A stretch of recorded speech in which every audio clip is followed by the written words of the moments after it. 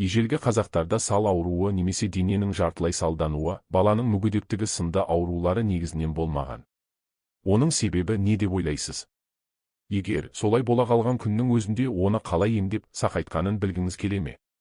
Ендеше Мақсат медициналық орталығының директоры, философия ғылымдарының PG докторы Мақсат Әбдіқадырұлының мұрағат қорындағы еңбектерге жүгінейік.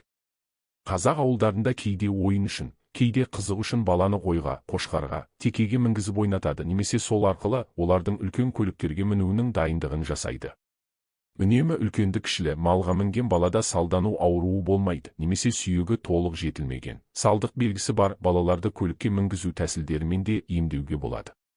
Сүт өнімдерін көп тұтынған балада кальций кемдігі байқалмайды. Қазақ балалары ат мінуге жарағанда тайға мінгізіп шаптыру, бәйге атына мінгізу сынды іс-әрекетке барады. Бәйге атына мініп шабандоз атану баланың ержеткендігі саналады. Пысық, ширақы өскен балалар 7-8 жасынан ақ атқа мініп үлгереді. Осылайша қазақ халқының ат үстіндегі өмірі басталады. Аталған әрекеттермен арпалысып өскен бала ешқашан сал ауруына шалдықпайды.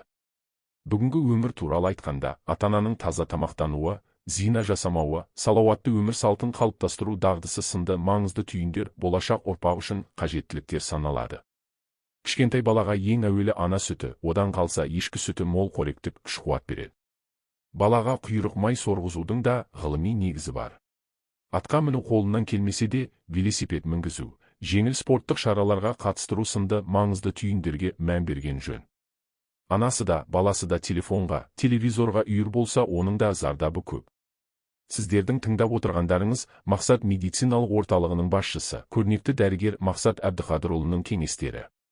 Біздің каналмен бірге болсаңыздар, сіздерге үнемі пайдалы кеңестер ұсынып отырамыз.